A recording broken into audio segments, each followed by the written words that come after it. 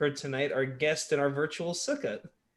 Just a second ago, Laura asked what the background of this was, and every year we usually have guests in our sukkah, but this year we can't host in the same way, so instead we're inviting one guest each night to be part of our virtual sukkah. And tonight's guest is Laura. Hello, Laura. Hi there, Rabbi. It's nice to be invited. Nice for you to join us. Thank you for being our guest tonight. So what would you like to know? I would like to know, first of all, where are you from? Well, I was born in Youngstown, Ohio, to immigrant parents who had raised 7 children in Hungary. And the eldest daughter wanted to immigrate. And my father went to Budapest with my sister, and they saw that he had the big beard and the hat and everything. And they said, Reverend, you can go tomorrow. There's no quota for you. So my father went home and told my mother that he was immigrating. And a year later, my mother was able to bring 5 of the children. 2 were over 20. Mm-hmm. I had siblings in their 20s when I was born. So about 11 months after my mother and dad were reunited, I came into the world, and they had their first and only Yankee. Wow. So you're the first in your family to be born in America. Yeah, I'm the first. What year was that? 1925, 95 years ago. Oh my gosh. By the way, when's your birthday? April 21. Okay, so happy next year I'll be 96 with God's help. So I can see the end of the pandemic. I'm expecting to be around. Mm-hmm. So I came to LA in 1937. My mother wanted to live in a town where she had other children. And I had a sister and brother-in-law and nephew here. And my sister thought she had a job for my dad. And it took a while. And finally he got a job at a Sherchet at Cudahy packing company. Mm-hmm. And he also found a little shul in a community called Edendale. Most people on the west side have no idea where Edendale is. No, I've never it is just south of Glendale. Uh-huh. So there we had a little temple, and my father would have a minyan on Friday night for him to have davening, and Saturday morning we had services. And during the week he was shechting. And really? I went to Belmont High School. Now I'm living in Belmont Village. Full circle.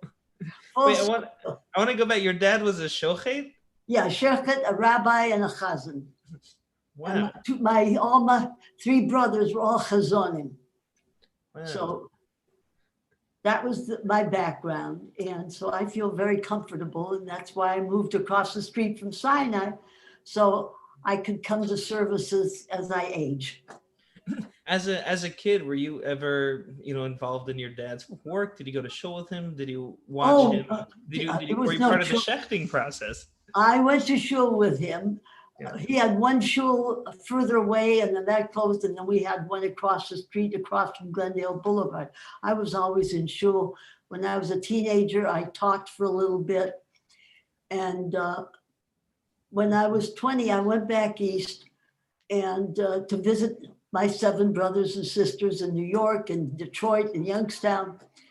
Finally, when I got to Youngstown, one night I went out for coffee, and I ran into a woman I had grown up with, and her husband asked me what I was doing Saturday night.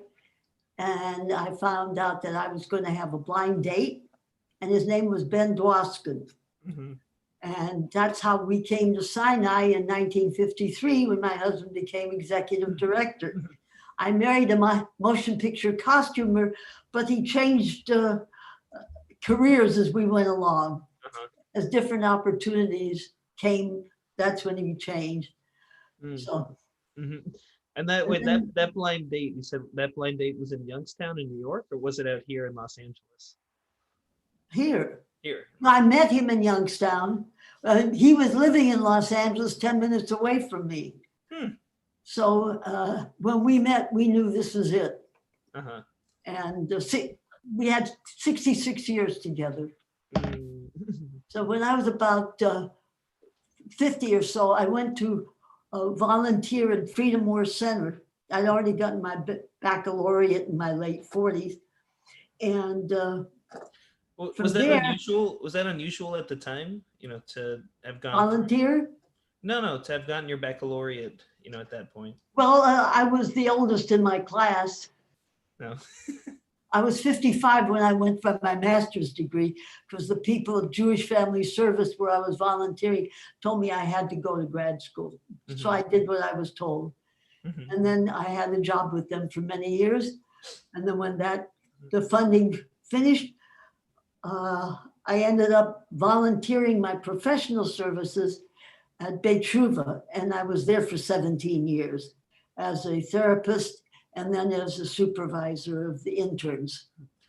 So I always kept busy. I wasn't the type that sat home.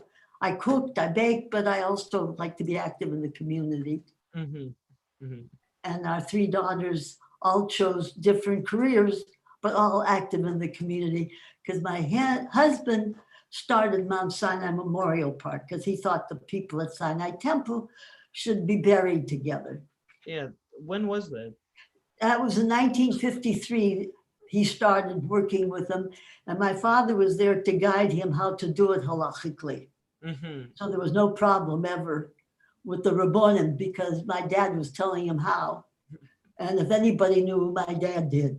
Mm-hmm. And he was very, very, very particular. Let's leave it at that. Mm-hmm. So anyway, so I had a career in the Jewish community as a professional. My husband had a career as a professional and as a volunteer. Jewish family, was president of Jewish Family Service. And he served on the Board of Jewish Education. He was president of Valley Area Council, and on and on and on. We've always been involved in community. Uh-huh. So I'm not really a stranger to the Jewish community. No, I'd say not. Well, you've been at Sinai, I think, or before we went live, you said that you think you had the longest connection to Sinai Temple. I think so. Yeah. Yeah. Tell me about the process of, getting the cemetery together. What parts, were you involved in? Were there any issues that, came with trying to create a Jewish cemetery? Well, he went to Forest Lawn and asked them. They were developing Hollywood Hills at the time. And he asked them, had they ever thought of having a Jewish section? Mm-hmm. And they said they thought about it. He said, would you like to think about it more seriously? And I'll work with you. And they wanted to put him on a retainer, and we agreed he didn't take retainers. He's working for Sinai Temple. You don't take a retainer from anybody else. Mm-hmm. A consultant, he was happy to do it. And then he was ready to leave Sinai. So he told the people at the park he was leaving. They said, well, you can start here, but you're going to have to go door to door. And it was a little strange for him. He had just finished being a doctoral student in sociology, and now they want him to sell property door by door. Well, they did a good job of it. Anyway, he's helping them. They open the door, and he was vice president of Mount Sinai Memorial Park. Then 11 years later, there was a man at Sinai who thought that the Sinai Temple should really be involved. And Ben, together with Matt Berman, they worked it out for Sinai Temple to buy the whole section, not just a little part, but all of Mount Sinai. And Forest Lawn gave him 15 years to pay off the loan. He paid it off in 11 because he didn't want Forest Lawn coming in and running the cemetery. And before he retired, he and Bob Livonian, who was designing cemeteries, they found property out in Simi Valley. So before Ben resigned from Mount Sinai, in his 70s, he left Mount Sinai Temple with 2 cemeteries. Wow. 2 more than they had when he got there. Wow, that's quite the legacy. Yeah, I've got a history at Sinai. Now you know why I live across the street. Yeah. I couldn't see going to another temple. I mean, this is my home. Yeah. And I have very good friends, and I enjoy all the clergy, and I was happy when you came. I remember the first day you came to a sisterhood luncheon, and I got a chance to meet you, and I was so pleased that you were joining us. Thank you, Laura. I remember that too, and I've always had an affinity for our sisterhood. So that's wonderful. Yeah, we appreciated you from the beginning. Um, I'd love to know about the work you did with Beit Tshuva. But Beetruva, I, at the gym one day, a lady said to me, "You should come to a board meeting, and I think you should get involved with Torah Fund." And I thought, I'll make some phone calls. So a lady who was already co-vice president said, "Oh, you're going to be my co-vice president of Torah Fund." I said, "Who, me?" Anyway, a speaker came one day to Sisterhood, and I heard her talking about Beit Tshuva. So when you hear someone talking like that, what do? You go say Yasher Koach. And without even thinking about it, my mouth said, "By the way, I'm a licensed clinical social worker if you ever need a volunteer." She said, "You're the reason I came today." So I went and I was interviewed and promised to stay a year, and I stayed 17. So by the time I was 90 and I moved to Belmont, I thought, schön Zeit, time to give it up. You were working till you were 90 at Beit Tshuva? Uh-huh. I was doing supervision by then, because that's what I had the license and that's what they needed. So I did what they needed, and I enjoyed it. I loved being there. I was never sorry I started there. And Judy Flesh was volunteering. I think she's still at Beit Tshuva. She does a great job over there. And I got to know her a little bit working together. Anyway, so I've been a busy lady, and I'm still busy here, getting involved in things. So I'm curious about the move out to Los Angeles. If I'm not mistaken, you were only 12. You were only 12 when you came out here. And what was that like? What was Los Angeles like back then? What was it like integrating, as a, preteen in a whole new city? I was thrilled to come here. Number one, I was being hassled by some people for being Jewish in junior high. So when I learned that we were leaving, I couldn't wait to get out of out of Youngstown, Ohio. And when I came to LA, I went to Thomas Starr King Junior High, and there were other kids there. Then I made friends there, and I tried to go to Hebrew school, but I was beyond what they were teaching. So I told my father, "Thank you very much. I think I've had enough of cheder.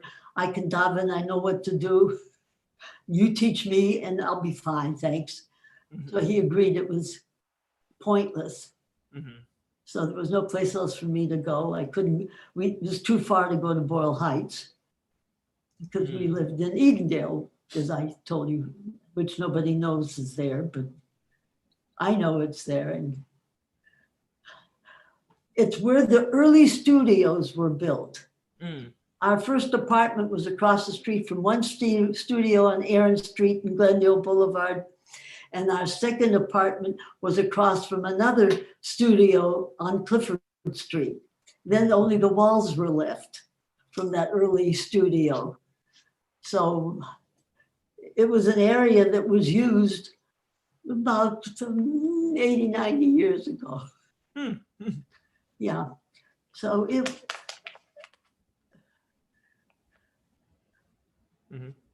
I always wanted to move to a Jewish section because we didn't have any Jewish kids in my neighborhood. And I was looking to have some Jewish friends, so I made friends who people were there. But if I were invited to their home, I didn't eat dinner there. Kosher kids don't do those things. Yeah, that must have been hard to make friends if you can't. It wasn't easy, but I joined the Girl Scouts. And when I had 3 daughters, I ran Girl Scout groups, brownie groups. I was involved in PTA. In fact, when I went to register to go to school at SC for a graduate degree, and I heard other people being interviewed, and they're all younger in the field, I thought, they're not going to want me. I'm 55. When it came to me, I said I was, a Girl Scout leader. And I said, oh, by the way, for the last 4.5 years, I've been at Freedom Moore Center. The director of admissions turns to the rest of them and said, okay, folks, here's your competition. Those people know how to train. So I went and I got the concepts in college, and I loved it. And I loved becoming a social worker. I didn't even know what a social worker was when I started volunteering. Wow. So that's how my time went, and it was well spent. And that helped me become the kind of person I wanted to be. So what did you love about being a social worker? I loved working with people. I loved hearing their stories. And I guess I was pleased that I knew what to do. I knew where to go with it. And especially at Beit Shuva, a lot of them had professional help for years. And I felt, well, the others prepared them. So when I came along, I managed to finish the job. I had the ability and I had the insight, and I worked well with them. And the rabbi there, he thought I was a pretty strong cookie, and I guess I was. So I enjoyed doing it, and I enjoyed doing the training too. And I liked the people I worked with. So altogether, I say I've been a very fortunate person. I've had a good life, a fulfilling one. I've got wonderful grandchildren. I have great-grandchildren. I have step-grandchildren, great-grandchildren. Yeah, in one of our phone calls, you mentioned that you have so much family that it's almost hard to keep track of. Kanai Nahara, I can't. There were 8 of us, and some of my siblings. 7 siblings. Some of them were Orthodox and had 7, 8 kids. I don't know all my nieces and nephews and great nieces and great nephews and great grandnephews and great great grand. I have a huge family, Kanai Nahara. So I'm a lucky lady. What can I tell you? But I'm the last of my generation. Every one of my siblings is long gone. And unfortunately, nieces and nephews have gone. I'm still here. You're still here.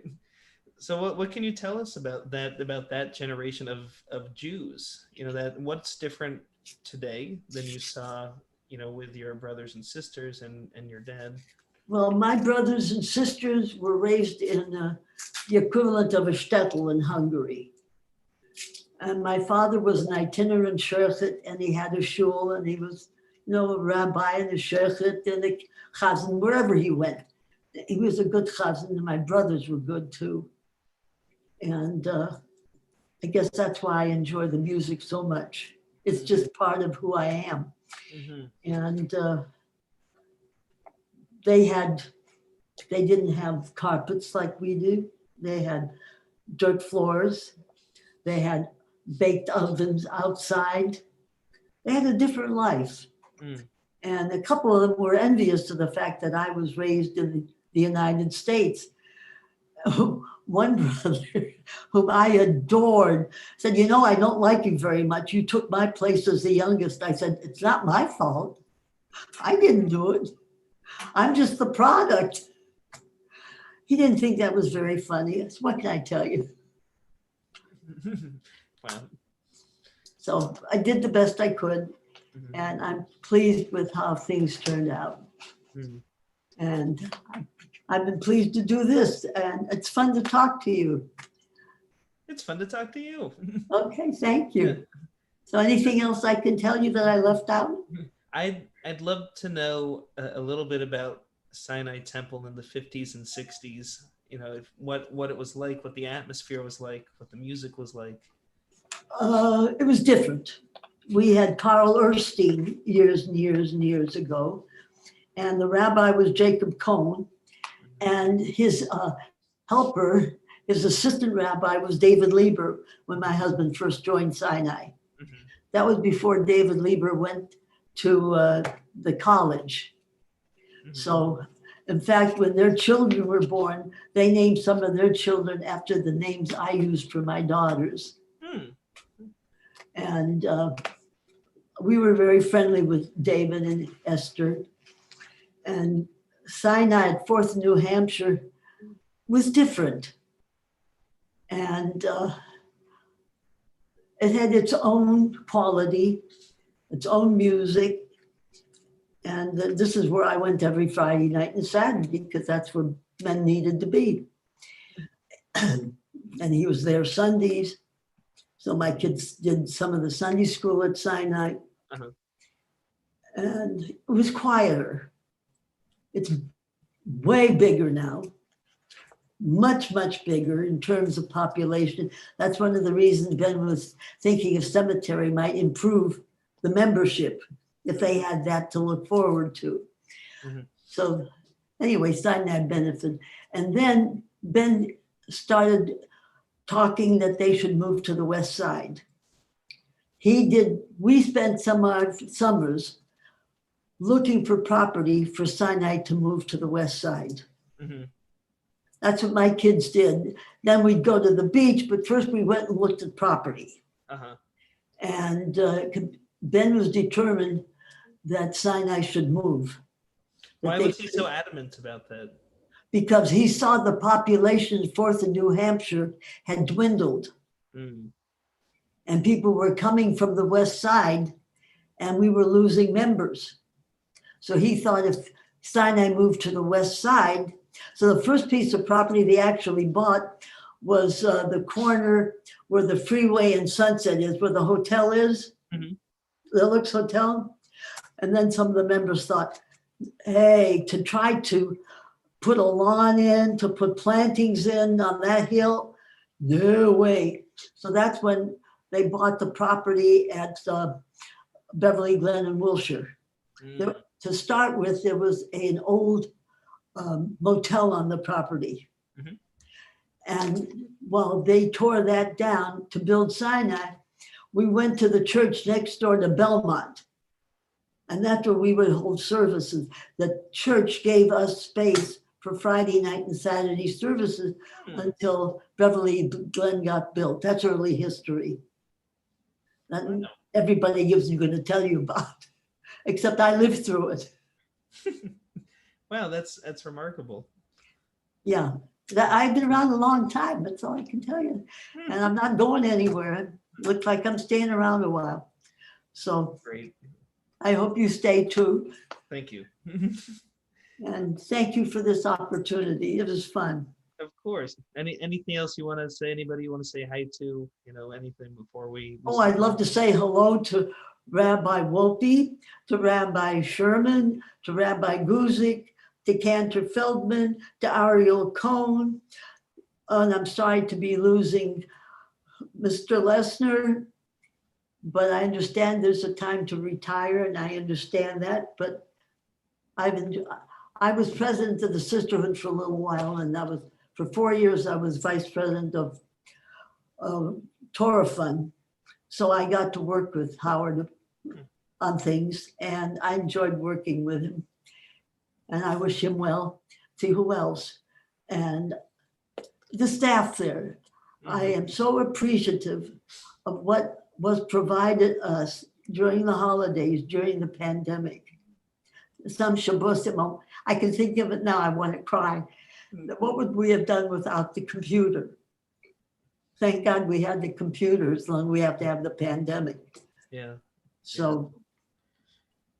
We're very lucky in that respect. And I love the way Rabbi Wolpe and the people who've come along have changed and improved and included, and how we've gone to different interests. We've become diverse. And I get a lot of thrill out of it, seeing how it's grown. That's so wonderful, Laura. If there's anything more you want to know about early days, just ask me. I do, yeah. Well, I guess maybe if you have one more story about early Sinai, I'd love to know about the first Shabbat in Sinai Temple in the building, if you remember it, or one of the first. I think then I'm trying to remember his name. And I remember coming in on a Friday night and feeling, oh my, this is shul? It's so beautiful and so big. After 4th in New Hampshire and after the church, it was a thrill to come in. And then when they built the second building, I thought, oh my, there's no end to it. Hmm. So I guess I've been on the sidelines watching it grow, shepping nachas, like you do when you watch your kids grow and you watch your. I have grandchildren in her 50s, so that's what I'm talking about. I like what's happened, how the clergy now, how they've created so many opportunities for such a diverse population, where even children with disabilities are welcomed. Mm-hmm, mm-hmm, mm-hmm. That to me, in fact, one of my daughters, who's no longer here, Oliver Schoen, she had a PhD in diversity and education. Mm-hmm. So I have a lot of background in appreciating diversity. Hmm. I used to edit her papers and her doctorate. I'm a good editor. So anyway, Sinai has changed. You'd never recognize it from the old one. Wow. Even from the early days of Beverly Glen and Wilshire Boulevard. Wow. And I've enjoyed the growth and wanted to be close to it. I didn't want to be far away anymore. I'm glad that you are close to it, and that when the buildings opened up again, we'll maybe I'll have you point out some of your favorite parts to me, the parts that have remained the same and the parts that have changed since the new building opened. It's endless. Well, thank you very much, Rabbi, for the opportunity. Thank you, Laura, and Moadim L'Simcha, Chag Sameach. Chag Sameach to you. Thank you for coming to our virtual sukkah and being our guest tonight. Thank you for inviting me. Great. And for the rest of the week, I invite everybody to join us here at 7:30 for a new guest. Until we're going to have guests Tuesday, Wednesday, and Thursday night. So come on back and learn a little bit more about our members and about the history of Sinai Temple. Thank you so much, Laura. You're welcome, and thank you.